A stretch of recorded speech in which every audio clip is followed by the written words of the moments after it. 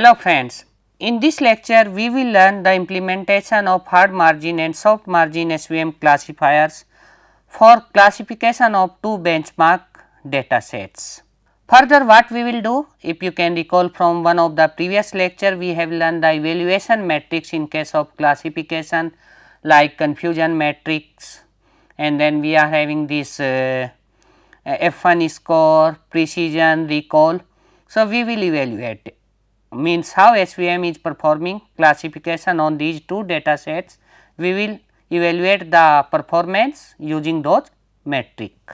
So, as I told you, we will apply this SVM classifier onto two benchmark data sets. So, first benchmark data set we will consider the handwritten digit data sets. So, what we are having in this data sets, we are having handwritten digits from 0 to 9 and total we are having 1797 images and each image of the size 8 by 8. So, it means each image is having 64 pixels. So, my original data set is having 1797 samples and 64 dimensions, 64 features, because each pixel corresponding to a particular feature. And one of the sample of such images you can see here on this particular slide. And these are some other symbols you can see, the handwritten characters 0, 1, 2, 3 and so on, and they are real label like. So, what we are having in brief in this particular data set, total 1797 samples, dimension of the data is 64, means each sample is having 64 dimensional feature vector, and then finally total number of classes are 10, because we are having these 0 to 9 digits, 0, 1, 2 up to 9. So, this is the first data set on which we will apply the SVM classifier. So, we are going beyond binary classification. The second data set we will consider here is LFW face data sets. So, LFW stands for labeled faces in the wild. So, this data set is a database of face photographs designed for studying the problem of unconstrained face recognition. So, we will consider here it as a image classification problem, okay, and in other way face recognition problem. So, this is a very huge data set and we are not going to use it completely. We are using some samples from this particular data sets where we are having the face of some famous personalities and they are true labels. Okay. So, one of the example I am giving here. So, we will use the face images of like George W. Bush, then Colin Powell, and so all these famous personalities. Okay. And then we will try a support vector machine model to recognize these faces automatically. Okay. So, let us try to implement these two examples. Okay. So, let us come to first implementation. So, handwritten digit classification. So, in this notebook if you see the first cell, again like any other implementation, we are importing our utilities. Like in first line we are having numpy, then matplotlib.pyplot, and then we are having from sklearn we are having these data sets and finally SVC.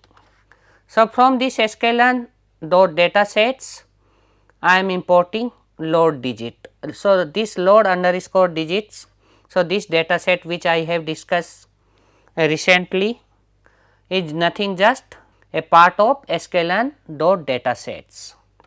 So, now I am having these digits and this again having two parts, one is input features which I am saving into X, that is digits dot data. So, as I told you, this capital X is now having 1797 rows and 64 columns, and then I am having Y, means true class of all those 1797 patterns images, whether it is 0, 1, 2, 3, and again there is a bit deviation between the, because different people having different style of writing a particular digit. So, hence there is variation within class also. So, that is why it is very popular data set. Okay, so, let me run first cell.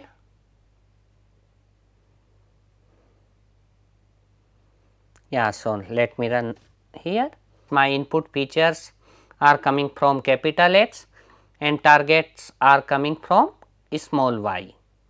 Let us try to visualize some of the images of this data set, which you can visualize using this simple plotting functionalities, and you can see some of the images and their true value 0, 1 and so on, and then I am having again 1. So, you can see within class also you are having different kind of images, or what I will say variation within class also. Now, I am splitting my data set into two parts, one I will use for training and another one for testing. So, for splitting the data set I am making the use of this sklearn.model underscore selection import train test split, and if you can recall we have used it earlier also in case of logistic regression. So, now this capital X and small y is splitted into these x train x test and y is splitted into y train and y test. So, now I am having two data sets and I am using 75% data for training and 25% data for testing.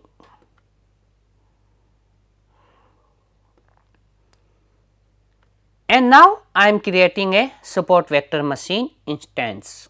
So, as you can see, like any other implementation, I am having my model equals to SVC and here kernel is linear. So, first I am going with linear kernel. What I am doing? I am using training data and from that I am fitting my model, and then I am predicting the label or class information of the testing data. So, y test is the original class information of the testing data, whereas y pred is the predicted one, which is predicted by the support vector machine instance. So, let me run it. Okay. So, now you are having true class information as well as predicted class information. So, let us see classification matrix or classification report, and you can see here I am having overall 97% accuracy, 450 patterns were there in my testing testing set, and then you can see the accuracy of each class. Here again you can notice that 0 is having almost 1, means 100% classification accuracy on the testing data, because if you compare 0 is quite different from any other digit, but if you see 1 and 7 are quite close, and that is why this one is having some, means very accuracy around 94%. Let us see confusion matrix also, from there this picture will become clear.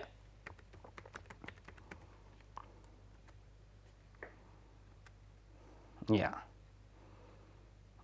So, let me try to print it. Yeah. So, you can see, so first one is 0. So, all patterns from 0 class are classified into 0. When I talk about second class, that is 1, you can see one pattern of 1 is coming into 7 and 3 patterns are going into 9. So, in that way you can see, but overall accuracy is quite good. If I take so let me go again for classification accuracy, sorry, classification report, and let us change the kernel. Say if I take RBF kernel, let us see whether I will get some improvement or not. Yeah, you can see now it is 99%, okay, because it is a image classification problem. So, certainly RBF will perform better classification, there will be non-linearity, there are large number of classes. Okay. So, that is first implementation of this particular lecture, and now we are moving on the second implementation.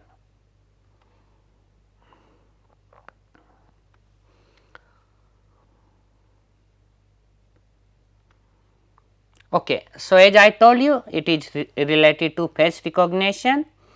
So, as an example of support vector machines in action, let us take a look at the facial recognition problem. So, I have already spoken about this particular data set in the beginning of this particular lecture. Okay. So, now just in the first cell of this notebook, let us import the utilities. So, like numpy, matplotlib and scipy, etc.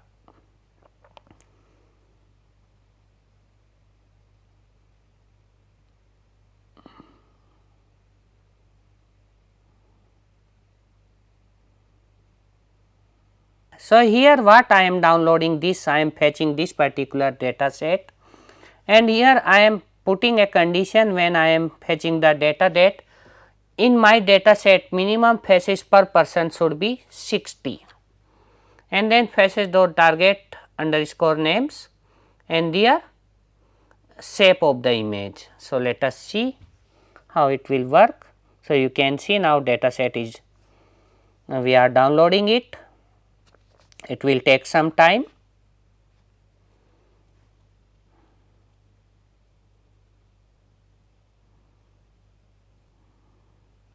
Yeah.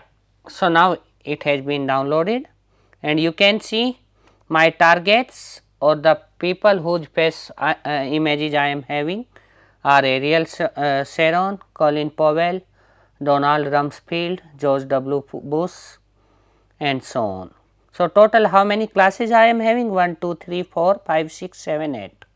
So, total 8 classes, total number of images are 1348, and each image face image is of the size of 62 by 47. So, we are having the dimension in terms of pixels or in terms of features 2914 dimension. So, it is very huge dimensional data set. So, what we can do? We have already learned about principal component analysis. So, we will apply PCA to make this dimension or to reduce the dimension and to eliminate the redundant features. Okay. So, now I am having total 1348 samples, each sample dimension is 2914 and total classes are 8 classes. So, this is all about data set. Let us try to see some of the images like we have seen in the case of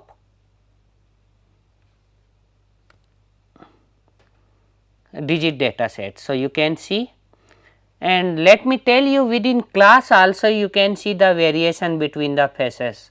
Like here you can see 4 different faces or 5 faces of George W. Bush. So, you can have the orientation of face, the scaling of the face, and then you are having illumination difference. Like here this particular image is more brighter when compared to this image and so on. Okay. So, again it is a challenging data set, but let us see what kind of performance we will get using support vector machine classifier. So, now as I told you, I will apply support vector classifier for classification, I will apply PCA for dimension reduction. So, what we are having in scikit-learn, we are having a beautiful functionality or utility which is called pipeline. So, I will make a pipeline by putting PCA first, you can see here instance of PCA and then SVC. So, now this pipeline will become my model new estimator. Whenever I will apply this estimator, it will apply first PCA and then support vector classification. So, now for PCA what I am creating an instance of this principal component analysis. So, original data set is having 2914 dimension, but I am reducing it up to 150. So, witnessing I am not explaining here, but it is somewhat very important when we talk about image classification, because it reduce the correlation between the conjugative features or nearby features, neighbor features. Like in image, neighboring pixels are having highly correlated, but let us not discuss it here. Okay. So, I am reducing my dimension from 2900 plus originally to 150 using PCA, and then I am creating an instance of support vector machine classifier. Kernel is radial basis function and class weight will be balanced. So, balance weight to each class, and finally, I am defining my model which is the estimator by using the make underscore pipeline function. So, it is a sequential model which will apply first PCA and then support vector machine. Okay. So, this is new something which you are learning, we have not discussed earlier, this pipeline functionality. You can put different steps, you can bound together, you can make a sequential implementation of all those in a single model. Okay. So, now I am splitting my data set into training and testing data set, again 75% for training and 25% for testing. So, let me go ahead with this. Yeah.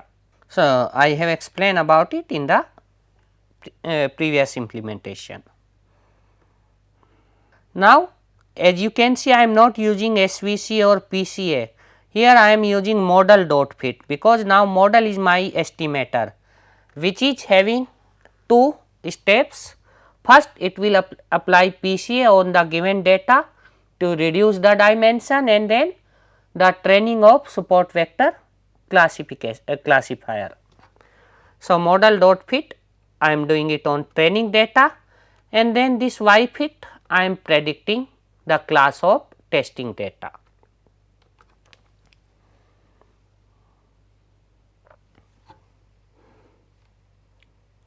Okay. So, already prediction has been made. So, let us try to plot again some of the predictions, where if the incorrect label, if I am having a misclassification, the name will come with red font. So, using the same plotting functionality we have used in the second or third cell of this implementation, and you can see here. So, you can see these are the misclassifications. So, this particular image is not belong to George W. Bush, but it is classified as Bush. Similarly, this image is not from Blair, but it is classified as Tony Blair. So, in that way, finally, let us see the classification accuracy. Okay. So, I am going something around 77%. Let us plot confusion matrix also.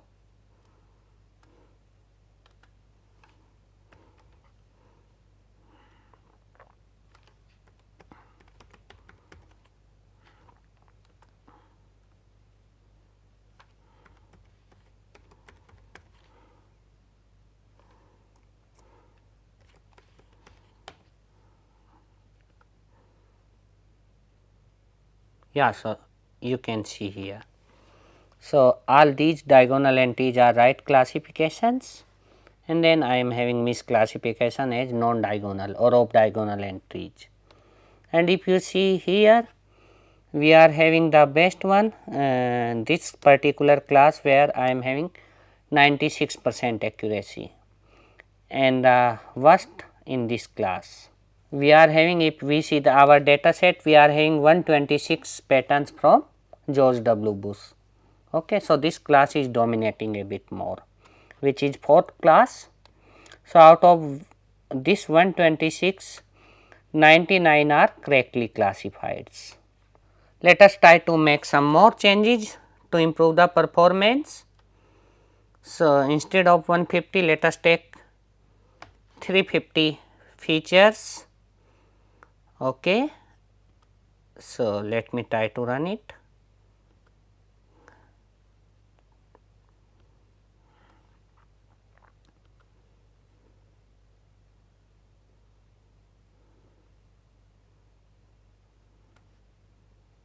So, let me plot the result now. So, now we are having the similar kind of thing like 76%, but if I take linear kernel, let me see what change will happen.